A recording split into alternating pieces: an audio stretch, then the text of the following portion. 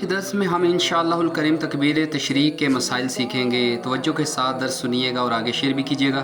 9 ذی الحجہ کی فجر سے 13ویں کی عصر تک ہر نماز فرض پنجگانہ کے بعد جو جماعت مستحبہ کے ساتھ ادا کی گئی، ایک بار تکبیر بلند آواز سے کہنا واجب ہے اور 3 بار افضل۔ اسے تکبیر تشریق کہتے ہیں۔ وہ یہ ہے: اللہ اکبر، اللہ اکبر، لا الہ الا اللہ، واللہ اکبر، اللہ اکبر، وللہ الحمد۔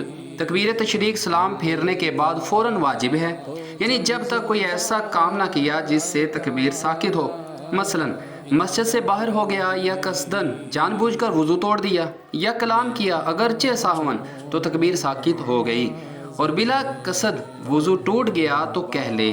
تکبیر تشریق اس پر واجب ہے جو شہر میں مقیم ہو، یعنی مسافر نہ ہو، یا جس نے اس کی اقتدا یعنی امام کے پیچھے نماز پڑھی، اگرچہ عورت یا مسافر یا گاؤں کا رہنے والا، اور اگر اس کی اقتدا نہ کرے تو ان پر واجب نہیں، یعنی اکیلے اگر پڑھے۔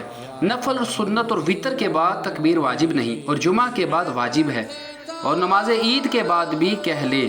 مسبوق اور لاحق: مسبوق جس کی رکھتے رہ جائیں، اور لاحق جس کا نماز کا کچھ حصہ رہے اور امام کے ساتھ پورا کر لے، پر تکبیر واجب ہے، مگر جب خود سلام پھیریں اس وقت کہیں، اور امام کے ساتھ کہہ لی تو نماز فاسد نہ ہوئی، اور نماز ختم کرنے کے بعد تکبیر کا اعادہ بھی نہیں۔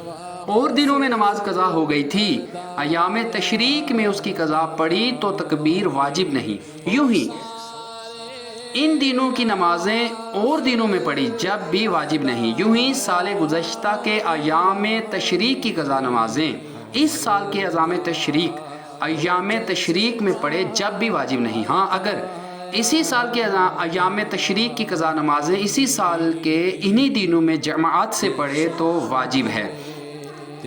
منفرد پر تکبیر واجب نہیں، مگر منفرد بھی کہہ لے کہ صاحبین یعنی امام احمد، امام ابو یوسف جو امام اعظم کے شاگرد ہیں کے نزدیک اس پر بھی واجب ہے۔ امام نے تکبیر نہ کہی جب بھی مقتدی پر کہنا واجب ہے، اگرچہ مقتدی مسافر یا دیہاتی یا عورت ہو۔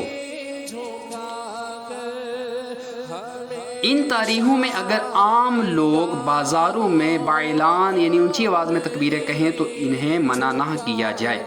اگر عورت امام کے پیچھے یعنی اپنے محرم کے پیچھے فرض نماز پڑھ رہی ہے تو عورت پر بھی تکبیرات کہنا واجب ہو جائے گا۔ جو درس سنا اسے یاد رکھنے کی اللہ پاک توفیق عطا فرمائے۔